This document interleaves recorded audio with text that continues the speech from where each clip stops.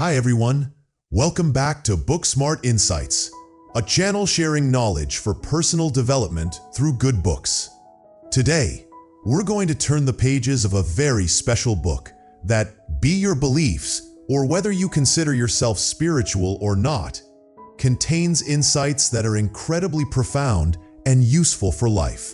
The book is titled Almost Buddhist. The author is a highly respected Tibetan Lama known worldwide, Dzongsar Khyentse Rinpoche.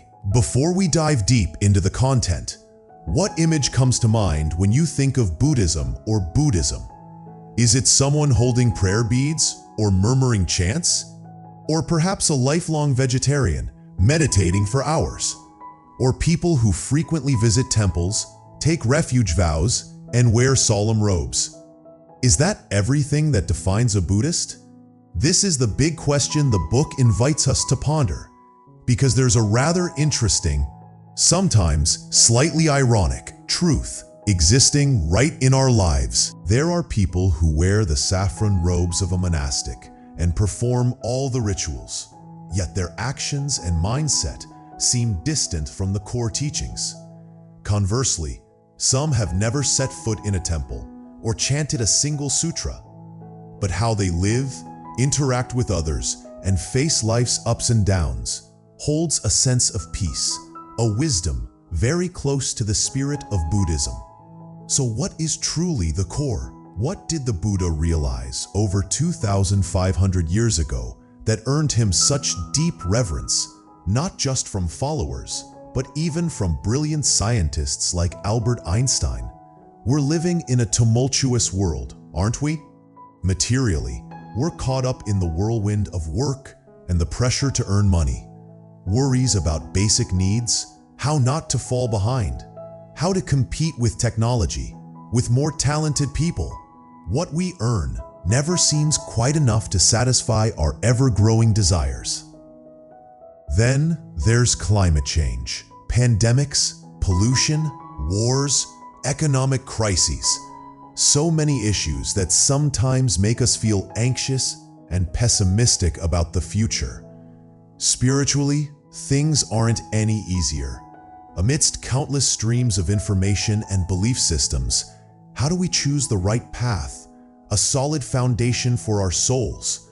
How do we distinguish between the right and wrong paths, genuine practice and superstition? This confusion leads many to avoid exploring spiritual life thoroughly or fall into superficial forms. They might think, okay, I go to the temple, I burn incense, I make offerings, I donate to charity, so I'm practicing, I'm a good person, I'm a Buddhist. But then, looking deep inside, the anxiety, the unease, and the daily suffering remain, not truly transformed. The heart hasn't found real peace, serenity, and freedom.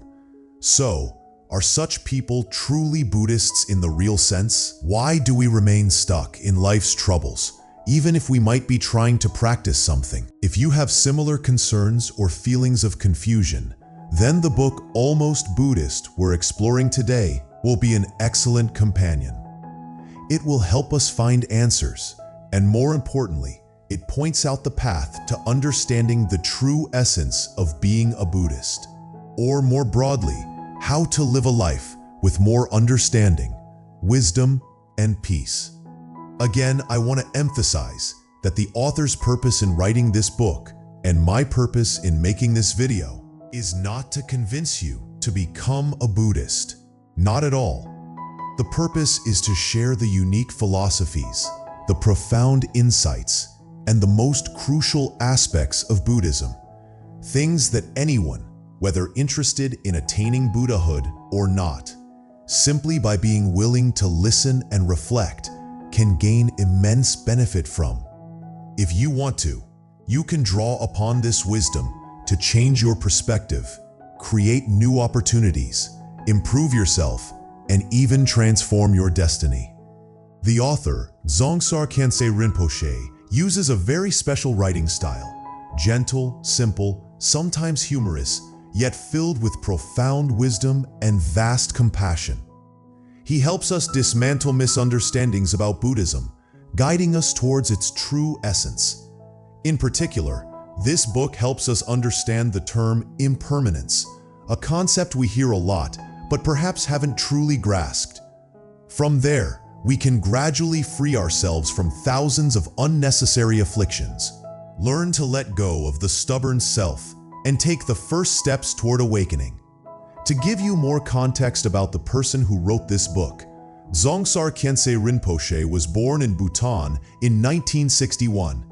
He is an important Lama, the primary lineage holder of the Khyentse lineage within Vajrayana Buddhism. He is recognized as the second incarnation of the great master Jamyang Khyentse Wangpo, a monumental figure in Tibetan Buddhism. He is also considered an emanation of Manjushri, the bodhisattva representing wisdom. He studied with many of the greatest Tibetan masters and is regarded as one of the most creative and influential younger teachers today. Interestingly, besides being a spiritual leader, Rinpoche is also a talented filmmaker. He was a consultant for the famous movie Little Buddha and has written and directed several films with Buddhist themes. He uses the language of cinema to convey deep philosophies about reincarnation, nirvana, and the nature of life itself. His films have received high praise at international film festivals, carrying a positive energy and a profound humanistic spirit. The book, Almost Buddhist, carries that same spirit. It has profoundly impacted millions worldwide and is highly recommended by international stars like Jet Li and Chen Kun. I came to this book through their sharing, and after reading it, I truly felt the need to share these insights with you. As a message in the book reminds us, as long as there is unease within you, there will surely be faith or belief to guide the way. So what does it indeed mean to be a Buddhist? How can we live a better life illuminated by Buddhist wisdom? The book clearly states that Buddhism is not synonymous with ordaining, becoming a vegetarian, or chanting prayers and repenting. Although Buddhism is transmitted through religious forms, its essence is not a superstitious belief. The true essence lies in the Buddha's view of reality. From the beginning, the Buddha taught four fundamental truths, known as the Four Seals of Dharma. The seal, here, is like a stamp, an authenticating mark of truth. These four truths are: 1. All compounded conditioned things are impermanent. 2. All contaminated emotions are pain, suffering. 3. All phenomena are empty. 4. Nirvana is beyond concepts, peace. These four truths don't contain any specific moral content or religious rituals. They don't talk about doing good deeds and avoiding evil according to some specific standard. They are factual truths about the nature of reality and the mind, discovered by the Buddha through his supreme wisdom. And here's the key point. If a person, from deep within, accepts and trusts in these four truths, even conceptually at first, then that person, according to the spirit of this book, is essentially a Buddhist. Conversely, no matter how many external forms you try to adopt, from dress and speech to participating in rituals, if deep down you don't truly understand or feel the truth of the Four Seals, then you haven't touched the core of Buddhism. Therefore, the core value this book offers, and I want to focus on sharing today, is opening up wisdom. The author says that the right view is the heart of wisdom. Having the right view means having a correct, accurate, and logical way of seeing the world, oneself, and reality. When we have the right view, we can unlock the inherent wisdom within each of us. Right view is the first and most crucial factor in the Noble Eightfold Path. The Eightfold Path taught by the Buddha to attain enlightenment and liberation. The Noble Eightfold Path includes the right view, right thought, right speech, right action, right livelihood, right effort, right mindfulness, and right concentration. We won't delve into all 8 today, But understanding the right view is a crucial first step.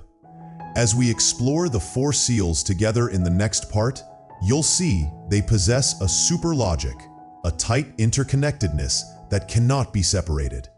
And when we truly understand these truths, even partially, our destiny and how we experience life will undoubtedly undergo significant and positive transformations. Now, let's begin with the first truth, perhaps the most familiar one to many. All things are impermanent.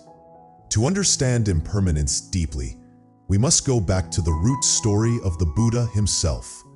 He wasn't a divine being born with superpowers. He was born an ordinary human named Siddhartha Gautama, a prince of the small kingdom of Kapilavastu at the foot of the Himalayas. This prince had everything the world desires: noble birth, handsome appearance, sharp intellect, exceptional strength, and a future of inheriting the throne wide open before him. However, right after his birth, a seer predicted that this prince would achieve great things in the future, but he might become a renunciant rather than stay to rule the kingdom. Fearing the prophecy would come true, the king did everything to shelter the prince. He ordered everyone to treat him exceptionally well, creating an environment filled only with pleasure and delight, never letting Siddhartha see or experience anything dark or sorrowful about the world. The aim was to make the prince feel that life was so beautiful, there was no reason to ever leave it. And the prince grew up in that gilded cage, married, and had a son. We often think that when a person has a family or children, their heart becomes softer and more attached to worldly life. But it was different for Siddhartha. One day, perhaps feeling confined within the palace walls, the prince decided to go out for a ride, and for the first time in his life, he saw a sight utterly foreign to him. An older man, back bent, skin wrinkled, trembling as he walked with a cane. Surprised and curious, the prince asked his attendant, "Who is this person? Why does he look so unusual?" The attendant replied, "Your Highness, that is an old man." The prince couldn't believe it. What? Can older adults look so weak, ugly, and pitiful? Will I also become old like that in the future? Yes, Your Highness. Everyone eventually grows old. Even my father will grow old, and my son, Rahula, will he grow old too? Yes, Your Highness. Hearing this, the prince's initial cheerful mood vanished. He said, "Enough sightseeing. Let's return to the palace." A few days later, the prince went out again, this time in a different direction. He encountered a person lying by the roadside, body covered in sores, moaning in pain, vomiting. The prince, who had never witnessed sickness, asked again, "What's wrong with this person? He doesn't look old, but why is he suffering so much?" The attendant explained, "Your Highness, that is a sick person." A sick person? What is sickness? Does it mean their body is having problems? Then can I get sick? I dare not say, Your Highness, but you too could fall ill. Once again, the prince's mind felt shattered. He returned to the palace in shock. 2 days later, the prince went out again. This time, he witnessed a crowd weeping, carrying a stiff corpse with a frightening face towards the river for cremation rites. What's happening? Why isn't that person moving? Their face looks so scary. Who is that? The attendant replied, voice full of apprehension, "Your Highness, that is a dead person." Death. The concept truly terrified the prince. Dead?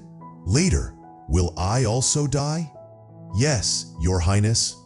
Everyone will die? My son will also die? Yes, Your Highness. It is unavoidable for everyone. The prince fell silent, sinking into deep contemplation. After returning to the palace, the images of old age, sickness, and death haunted him constantly. He couldn't stop thinking, how can I help my loved ones escape death? How can one avoid these inescapable sufferings of human existence? Birth, aging, sickness, and death. Some of us, people of the 21st century, might chuckle and think, the prince's questions are so naive. Aging, sickness, and death are natural. Doesn't everyone know that? But wait a moment. Let's honestly look at ourselves. What questions do we usually worry about daily? Will I get that promotion? Will this deal make a lot of money? When will I win the lottery? Where should my grave be located after I die? If we think carefully, aren't our constant worries compared to the prince's existential questions perhaps even more naive? The problem the prince raised, birth, aging, sickness, death, is the core issue, the fundamental reality that we perhaps should continuously contemplate and find ways to face. But what happens in reality? How does modern society deal with the pressure of birth, aging, sickness, and death? According to the author, our method is often no different from an adult using a rattle to soothe a crying baby. Shaking the rattle distracts the child, making it temporarily forget the real reason for its discomfort and what it needs to confront and resolve. We are just like those children, fooled by the rattles of modern life. Money, fame, status, entertainment. We plunge into making money, hoping wealth will help us escape the suffering of old age, sickness, and death. We avoid thinking seriously about these fundamental issues, deluding ourselves that death is still far away. But in the end, we live even more deeply in delusion, anxiety, and suffering. Prince Siddhartha did not do that. He didn't run away. After returning from those fateful excursions, he contemplated the problem of birth, aging, sickness, death every day, agonizingly searching for a real solution. And then he made a pivotal decision to renounce everything and seek the path. One night, while everyone in the palace was fast asleep after a lavish feast, Prince Siddhartha quietly left his wife and child, the throne, and a life of luxury to begin the arduous journey of spiritual practice. He sought out a desolate place, made a seat of grass, and sat in meditation, relying on no external support, with a single determination to find the way to liberation from the cycle of birth and death. That's the context for the birth of Buddhism. The essential point we need to remember is that the driving force behind the Buddha's renunciation was boundless compassion. The desire to find a way for all sentient beings, including himself and his loved ones, to escape the oppressive suffering of birth, aging, sickness, and death. On his spiritual journey, the Buddha tried various methods, including extreme asceticism, which pushed his body to the brink of collapse. However, he realized that torturing the body did not lead to enlightenment. He then abandoned that extreme path, began accepting food from villagers, bathed, regained his health, and sat in meditation under the Bodhi tree. And it was there, on a whole moon night, that he attained supreme enlightenment. So, in that moment of enlightenment, what did the Buddha discover? He realized a pervasive truth. Not just humans, but all things in the entire universe. Nothing exists separately. Everything is interdependent, constituted by countless factors, causes, and conditions, like a car assembled from thousands of parts, or a tree growing thanks to soil, water, air, and sunlight. If any constituent factor changes or is removed, the thing itself will no longer be the same. It will transform. Because everything arises from causes and conditions and constantly depends on ever-changing conditions, nothing is permanent and lasts forever. Everything must change. The Buddha called this discovery impermanence. Impermanence doesn't simply mean everyone will die, as many people narrowly understand it. Impermanence has a much deeper and broader meaning.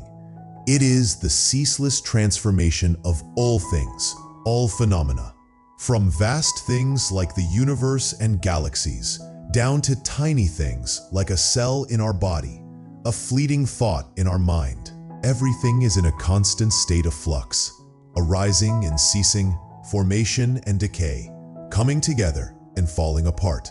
However, the paradox is that humans constantly resist this natural law of change.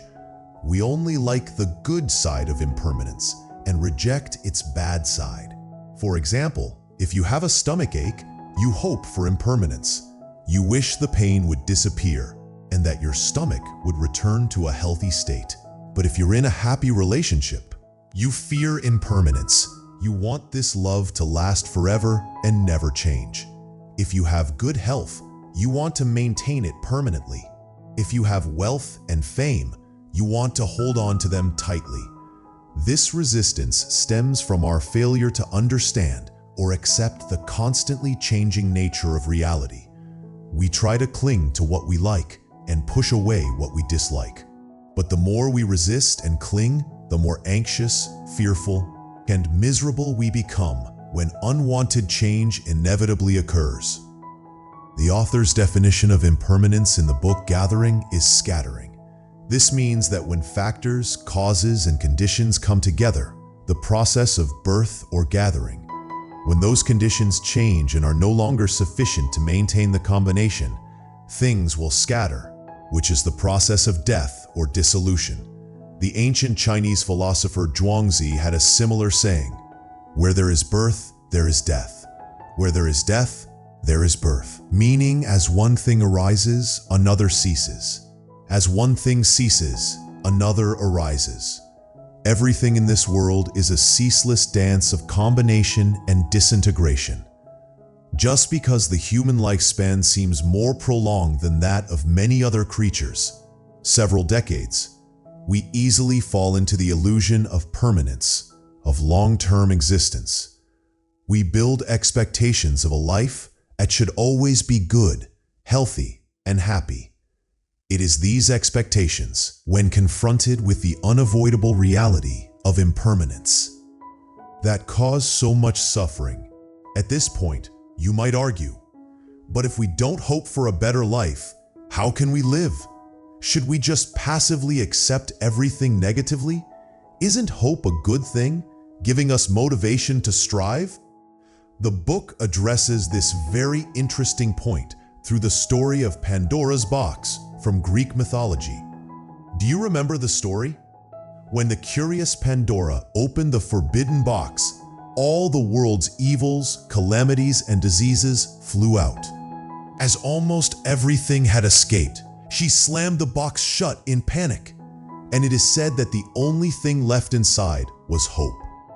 The standard interpretation is that even though the world is full of suffering, humans still need hope to carry on and face it. But the book invites us to reconsider this through the lens of impermanence. Think about it. That box originally contained things that cause harm and cause human suffering. So, the very last thing trapped inside, could it be the thing with the greatest potential to cause harm? Why might hope to be the most harmful thing?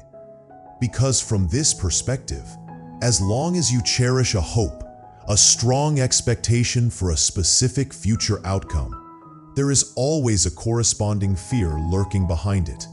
Fear of not getting what you want, fear of losing what you have, fear of failure, fear of not being accepted, and most profound of all, the fear of change itself, the fear of impermanence, the fear of death.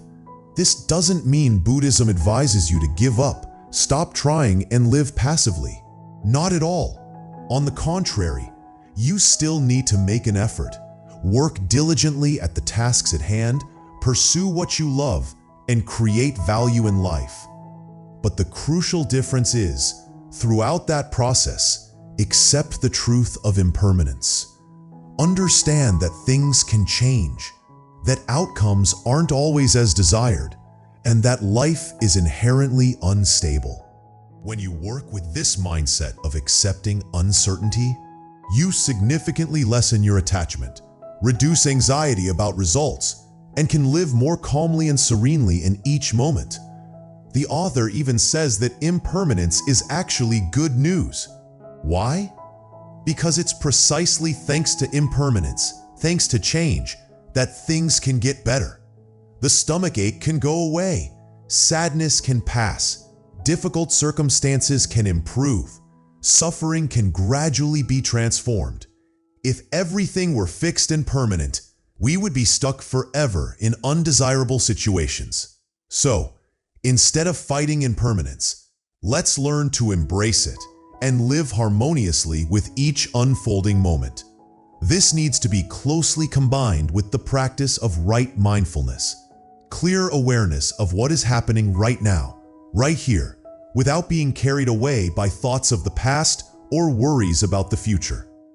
When you can live fully in the present and accept the changing nature of reality, you will find astonishing freedom and peace. That covers the insights on the first truth. All things are impermanent. Now, let's move on to the second truth that seems even more controversial and challenging to accept. All emotions suffer. Sounds extreme. How can all emotions be suffering? What about joy, love, elation, gratitude, contentment? Are those suffering too? To understand what the Buddha meant, we need to dig deeper into the root cause, the truth about the self or the ego. The self or the ego is a concept we usually take for granted. We see this physical body, have thoughts, feelings, memories, and perform actions.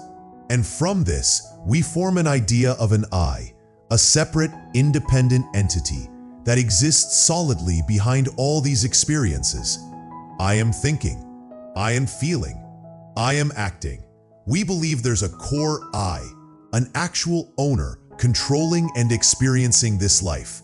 But the Buddha, through profound insight, discovered that there is no such independent, permanent I entity. What we call I is actually just a temporary collection of elements: physical form, rupa, feelings/sensations, vedana, perceptions/recognitions, sanna, mental formations/volitions, sankhara, and consciousness, vijnana. These five elements, known as the five aggregates, are constantly changing and interdependent, and none of them, nor their combination, can be identified as a lasting, unchanging self. In other words, the self we cling to is just an illusion, a concept constructed by our minds. And it is precisely this clinging to the illusory self, self-clinging, that is the root of ignorance. Ignorance here doesn't mean stupidity in the conventional sense of lacking knowledge. It's also not a sin. Ignorance is not knowing, misunderstanding, or incompletely understanding the true nature of reality, especially the truths of impermanence and no-self, anatta, the absence of an independent self. Because of ignorance, we don't see the nature of no-self. We regard this I as the center of the universe, the most important thing to protect, nurture, and make happy and satisfied. And from this clinging to the illusory self, all other afflictive emotions arise. Now back to the question, why are all emotions suffering? The word suffering in Buddhism has a broader meaning than just physical or mental pain. It encompasses dissatisfaction, discontent, stress, uncertainty, and the temporary and unreliable nature of all experiences conditioned by ignorance and self-clinging. So when the Buddha said all emotions are suffering, he meant that any emotion, whether pleasant, joy, pleasure, liking, or unpleasant, sadness, anger, hatred, fear, as long as it is conditioned by clinging to the illusory self and ignorance of reality's true nature, carries the quality of uncertainty, temporariness, and contains the seeds of suffering. Let's take the example of love, often considered a positive emotion. Love can bring great joy, warmth, and fulfillment, but it doesn't arise on its own. It requires at least an external object, the person we love. It depends on many conditions: the other person's response, circumstances, health. Therefore, you cannot completely control it. It always contains fragility and uncertainty. Not being loved is suffering. Unrequited love is suffering. Loving someone who doesn't love you back is suffering. Loving someone but having to be apart is suffering. Seeing love fade or break apart is suffering. The vague fear of losing that love is a subtle form of suffering, even when happy in love. You see, precisely because love and other emotions are dependent and impermanent, they cannot be a source of lasting, reliable happiness. When you love someone excessively, clinging to them as your source of life, that object has the most significant potential to hurt you deeply. Furthermore, the stronger our sense of self, the more we tend to exaggerate our own emotions. In the same event, like a breakup, you might feel sympathy but not overwhelming pain when you see someone else go through it. But if it happens to me, it becomes a terrible tragedy, unbearable agony. Why? Because I got hurt, I got abandoned, I feel like a victim. This magnification of emotion stems directly from regarding ourself as too big and too important. To protect and pamper this illusory self, we spend our whole lives chasing pleasant feelings, pursuing what we call happiness. We try to accumulate wealth, reputation, status, knowledge, beauty, relationships, hoping these things will bring joy and security to the self. Ironically, however, the pleasure derived from these external factors is always temporary and changeable. The definition of pleasure and pain also differs from person to person and changes over time. Every act of seeking pleasure, pursuing happiness based on clinging to the self and external objects, is an act that sows the seeds for corresponding suffering in the future. Because everything we try to grasp, possessions, fame, loved ones, health, youth, even wisdom, is impermanent, will change and be lost. The mere temporary possession of these unsustainable things is already a form of suffering. It's like trying to scoop water with a loosely woven bamboo basket. The more you try to scoop, the more water flows out, leaving you with empty hands, exhaustion, and disappointment. So what should we do if all emotions are suffering and pursuing external happiness only leads to suffering? Is life just pessimism and despair? Not at all. The Buddha didn't just point out the problem. He also offered the solution. The only solution, according to him, is awareness or mindfulness. What is awareness? It's the ability to clearly recognize, without judgment, what is happening in the body, feelings, mind, and surrounding environment in the present moment. Awareness helps you understand the profound nature of things, understanding impermanence, understanding no self, the non-existence of an authentic self. When you realize that the self you always cling to, stubbornly hold on to, doesn't actually exist the way you think it does, your ignorance lessens and suffering naturally diminishes. Awareness helps you learn to recognize, notice, and observe your emotions. Instead of being swept away by emotional storms, overjoyed to the point of madness, so sad you collapse, you learn to take a step back, observing them like clouds passing through the sky of your mind. You recognize, ah, this is anger. Ah, this is sadness. Ah, this is joy.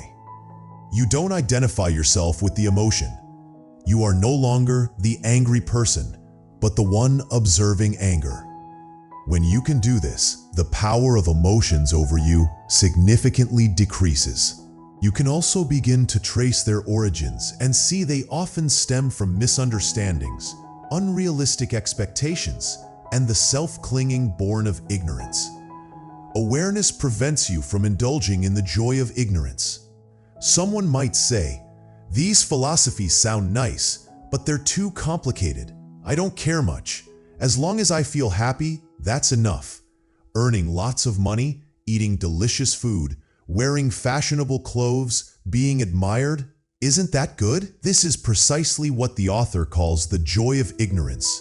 It's like eating a delicious dish full of toxins. You enjoy the temporary flavor without realizing it's destroying your health from within. The author has a very poignant sentence. The joy of ignorance is nothing more than constantly overestimating the potential benefits for oneself and underestimating the obstacles. We often only see the good, attractive side of temporary pleasures while ignoring the hidden suffering behind the consequences. Being absorbed in chasing these fleeting joys makes us evade facing the big questions of birth, aging, sickness, death, resisting the truth of impermanence and no self. When you have awareness, you see more clearly the temporary nature of these joys and are no longer captivated by them.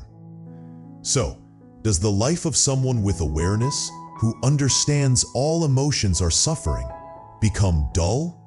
Quite the opposite. After his enlightenment, the Buddha didn't become bored or depressed. He is described as someone with a compassionate and wise smile, always serene and at ease. The happiness he attained wasn't the fragile, externally dependent happiness we usually pursue. It was a vast, stable happiness, arising from a deep understanding of the nature of reality. In Buddhism, there's a term for this joy: great bliss, the joy of awakening, of liberation from ignorance and affliction, not the temporary joys from satisfying the senses or the ego. When you are aware, you perceive the nature of emotions and understand their operating principles. This doesn't prevent you from enjoying the good things in life. Quite the contrary. When you know that everything, including the ups and downs, the sweet and bitter tastes of life, is temporary and impermanent, you no longer cling to them excessively. You can savor a delicious meal with an entire presence, but without suffering when the meal ends. You can love someone deeply, but without collapsing when the relationship changes. You will find it easier to make your life more fulfilling because you no longer place your happiness in fragile external things. You find joy and peace from within, from your understanding and awareness. Have you noticed? People considered enlightened, or those with a high level of practice, often view the world with compassion and a touch of humor. A smile seems always present on their lips. It's not indifference or apathy, but because they live in the happiness of awakening, clearly seeing the somewhat dramatic, somewhat game-like nature of the world's attachments, worries, and emotional ups and downs. That is the second truth. All emotions are suffering. Now, we will explore the third truth, perhaps the most abstract and difficult to grasp. All phenomena are empty. Empty here doesn't mean void or non-existent. If everything were non-existent, what would we be talking about right now? Emptiness, in Buddhism, is an incredibly profound philosophical concept. It means all things lack inherent, independent existence and a fixed, self-contained nature. Let's return to the idea of causes and conditions we discussed under impermanence. Everything or phenomenon we experience, from the chair we're sitting on, our body, our thoughts, to the vast universe, doesn't just pop into existence on its own. They only manifest when sufficient causes and conditions come together. When those causes and conditions change or cease, the thing or phenomenon also changes or ceases to manifest in that particular form. For example, the chair you're sitting on. It possesses emptiness. This doesn't mean the chair doesn't exist. It clearly exists right before you. But the existence of this chair isn't something inherent, self-existing. It is the result of the coming together of many factors. Causes: the idea of an object for sitting, the human need for a seat. Conditions: materials, such as wood, metal, plastic, the carpenter or factory that made it. Tools, such as nails, screws, glue, the space to place the chair. If any of these causes or conditions were missing, for example, if no one needed to sit anymore, or the materials deteriorated, wood rots, metal rusts, or the parts separated, a leg breaks, then what we call the chair would cease to exist in that form. It would become a pile of scrap wood, a different object. Thus, the chair has no inherent unchanging chairness. It's just a label, a concept we assign to a temporary collection of causes and conditions. Everything else in the universe is the same. They are empty of any core, independent, self-sustaining essence. That is the meaning of emptiness. So why do we always feel that everything around us is accurate, solid, and substantial? Why do we cling to things as they have an independent and enduring existence? It's because of the habits of our minds. For countless lifetimes, we've become accustomed to perceiving the world through the lens of discrimination, labeling, and naming. We automatically assign a realness and inherent nature to all things and phenomena. This habit is so strong that it obscures the truth of emptiness, preventing us from recognizing all things' empty, dependently arisen nature. And precisely because we don't see emptiness, we continue clinging to things that lack real substance. Falling back into the cycle of impermanence and suffering, the Buddha viewed our experience in this world as being like a dream. In a dream, everything seems very real. You can feel joy, fear, and pain as intensely as when awake. You can interact with people and objects, but when you wake up, you realize it was all just an illusion created by the mind, lacking real substance. The world we live in is similar. Because of our habit of clinging, we have become deeply attached to this illusory world, assuming it exists truly and solidly. We are trapped within it like a silkworm spinning a cocoon around itself, unable to escape. We suffer because of what happens in this dream of samsara, the cycle of rebirth. However, the good news is that as soon as we understand that it's all illusion, all emptiness, we can free ourselves from that cocoon. How can we do that? How can we realize emptiness and escape the illusion? Let's reflect for a moment. Have you ever talked to older adults who have journeyed through most of life? Many older people often contemplate and say, life is like a dream. Looking back on their past lives, there were things they once found incredibly painful. People they stubbornly loved or hated and couldn't let go of. Successes and failures they once considered life or death. But now, looking back from a distance of time, everything seems light, hazy, like events in a long dream. The moment a person realizes life is a dream, that's the moment they begin to touch the awareness of emptiness existing right here in reality. So we don't need to wait until the final years of our lives to contemplate emptiness. Right now, if we can practice awareness and consider the dependently arisen, impermanent, selfless nature of all things, we can gradually wake up from this dream of illusion. We will become less attached to relationships, understanding that people come and go in our lives due to causes and conditions, and that no one can stay with us forever.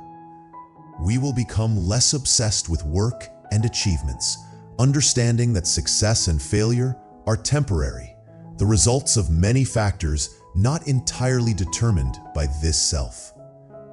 We will worry less about our children's future, understanding they have their own path and karma. We can only play our supporting role within the present causes and conditions. We will view the anxieties, fears, competitions, and jealousies of people in society with more understanding and compassion, because we realize everyone is trapped in the same illusory dream, suffering over things that lack real substance. As you gradually understand emptiness and escape the cocoon of illusion, you won't look at the world indifferently. On the contrary, your compassion will naturally blossom. You will want to help people escape suffering, not through ego-based intervention, but through wisdom, by sharing the understanding of truth. Here, we need to clarify the concept of karma a bit. We often understand karma as retribution. You reap what you sow, according to a moral system of good and evil. There's good karma, merit, and lousy karma, demerit. However, from the perspective of this book, karma is essentially the natural law of cause and effect, which shouldn't be entirely conflated with conventional human moral or ethical concepts. Karma isn't necessarily about inherent good or evil in the usual sense. The Buddha didn't set rigid moral standards for good or bad karma. So, how are positive and negative karma defined in light of the Four Seals? Negative karma: any motivation or action arising from ignorance, from clinging to the illusory self, from resisting the truths of impermanence, suffering, emptiness, no self. Actions that cause us to sink deeper into illusion and suffering can be considered as creating negative consequences, i.e., negative karma. Examples: greed, hatred, delusion, lying for personal gain, harming others to protect the ego. Positive karma: any motivation or action arising from understanding, even initially, the Four Seals, from awareness, from compassion, from accepting reality without being dominated by the ego. Actions that help us move closer to the truth, reducing illusion and suffering, can be considered as creating positive results, i.e., positive karma.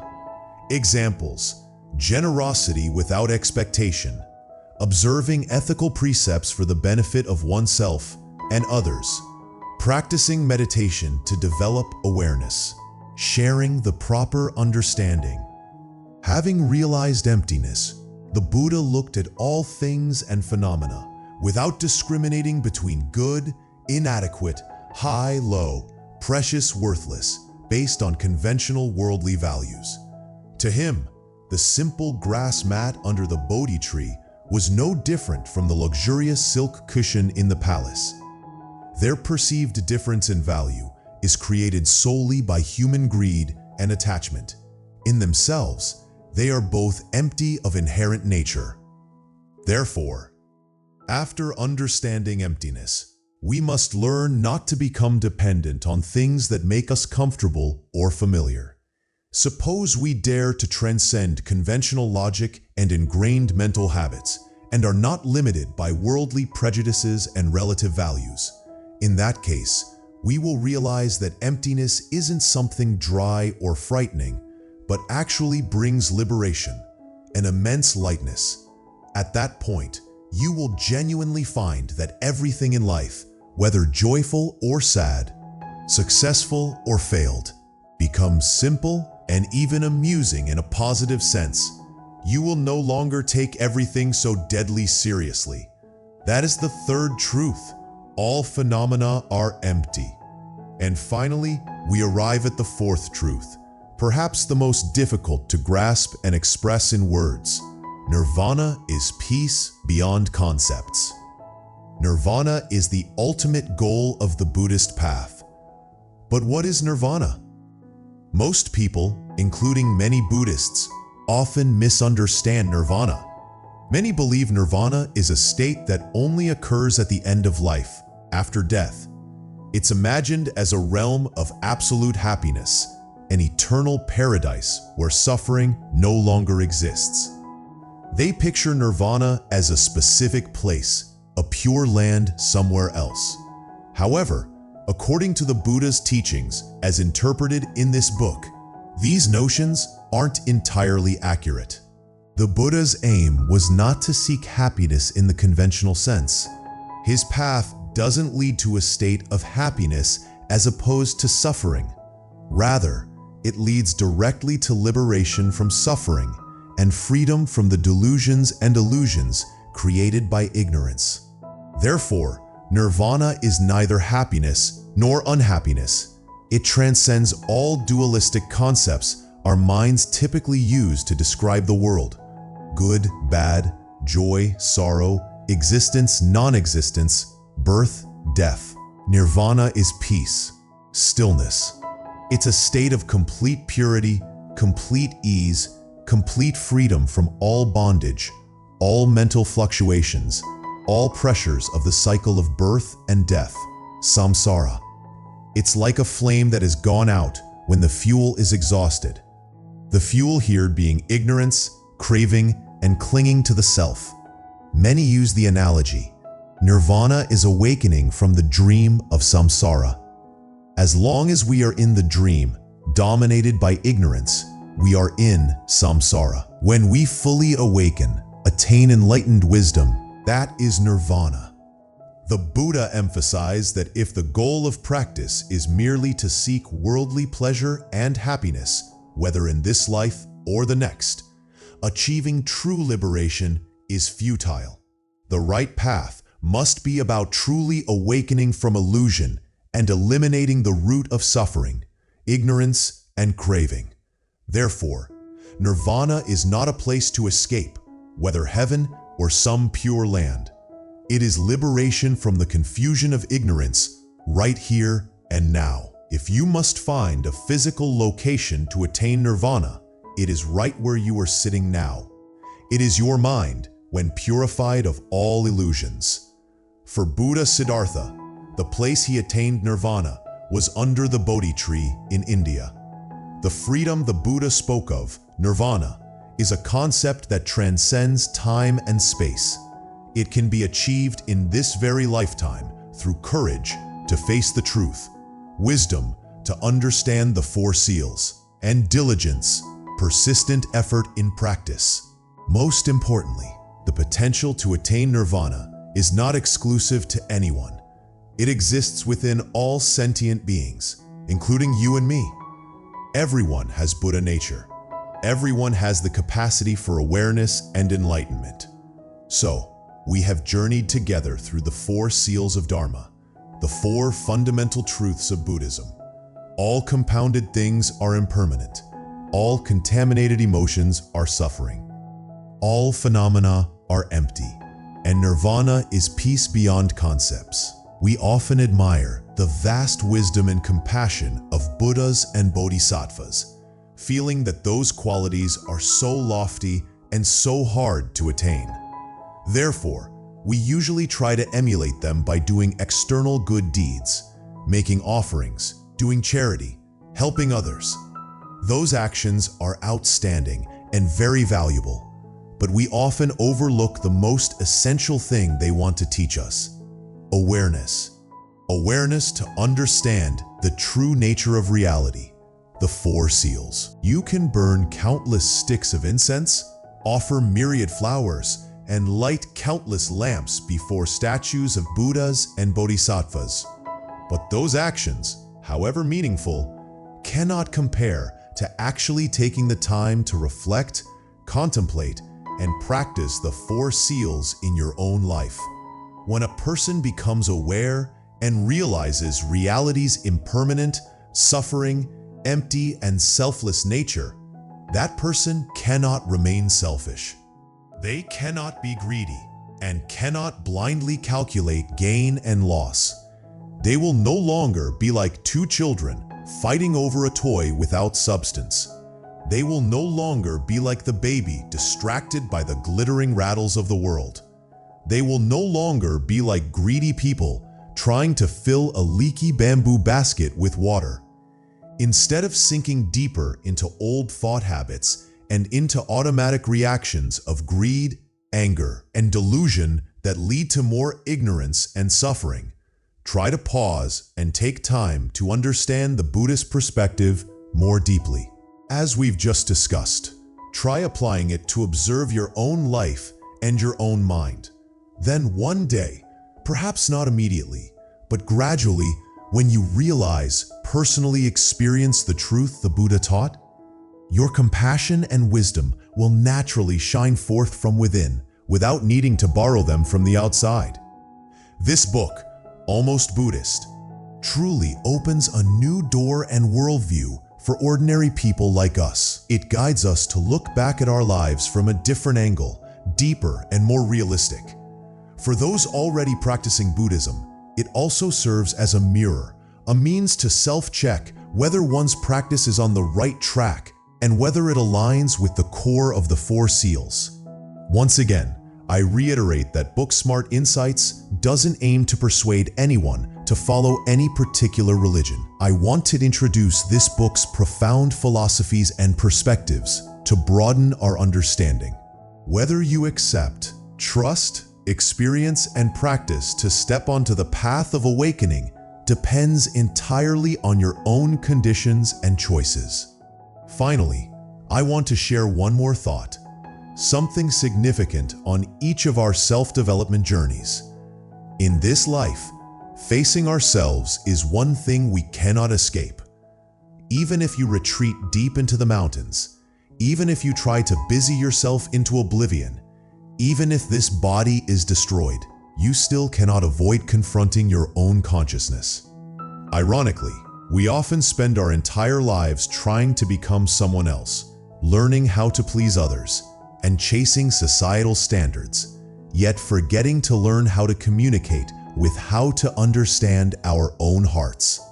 Only those who genuinely dare and are willing to understand themselves, face themselves honestly, and use the power of awareness to self-reflect and grow can find the path to genuine spiritual growth. And the profound perspectives of Buddhism, like the Four Seals we just explored, are invaluable tools on that journey. I want to share a great quote near the end of the book to conclude this content sharing part.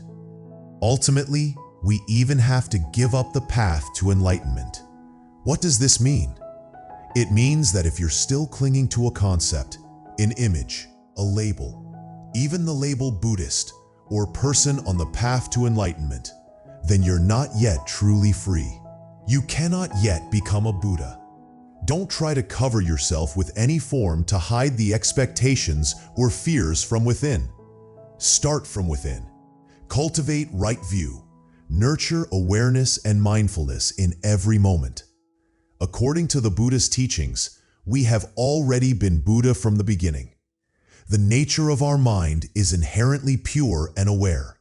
It's only temporarily obscured by the clouds of ignorance. Wow, quite a long and profound journey through the core philosophies of Almost Buddhist. These sharings have brought you some fresh perspectives and some valuable insights for your journey of self-development and search for inner peace. I'd love to hear your reflections and your feelings about what we've just discussed. Which concept did you find most interesting? Which one felt difficult to understand or accept? Please share your thoughts in the comments section below this video.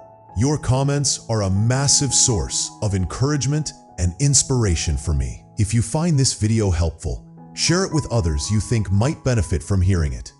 Giving it a thumbs up and subscribing to the BookSmart Insights channel are the best ways to support me in continuing to create more quality content and explore the vast treasure trove of knowledge from great books together.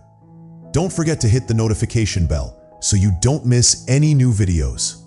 Once again, thank you sincerely for taking the time to listen. I wish you all maintain your curiosity and love for learning and find peace and wisdom on your unique path.